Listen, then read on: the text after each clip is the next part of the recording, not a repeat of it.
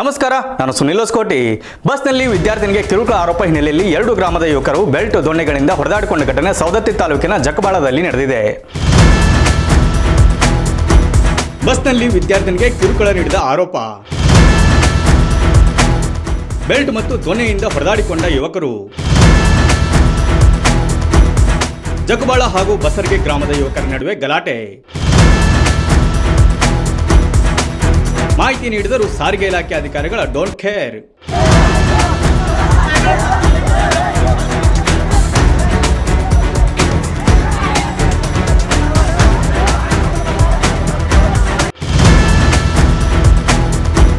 ಗಲಾಟೆ ನಡೆದರೂ ಸ್ಥಳಕ್ಕೆ ಬಾರದ ಸವದತ್ತಿ ಠಾಣೆಯ ಪೊಲೀಸರು. ಇವರೇನು ವಿದ್ಯಾರ್ಥಿಗಳು ಅಥವಾ ಪುಡಿ ರೌಡಿಗಳು? ಸವದತ್ತಿ ತಾಲೂಕಿನಲ್ಲಿ ಪೊಲೀಸರೆಂದರೆ ಭಯವೇ ಇಲ್ವಾ?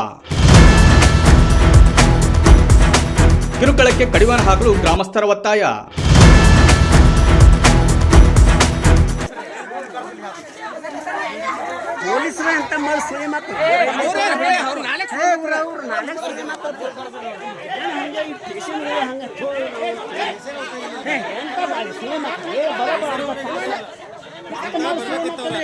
ಇಂಥ ಮುನ್ನೋಳಿ ಗೊತ್ತಲ್ಲ ಮಳೆ ಸುಳಿ ಮಕ್ಕಳಿಗೆ ಪೊಲೀಸರೇ ಅಂತಾರೆ ಅಂತಿವ್ರ.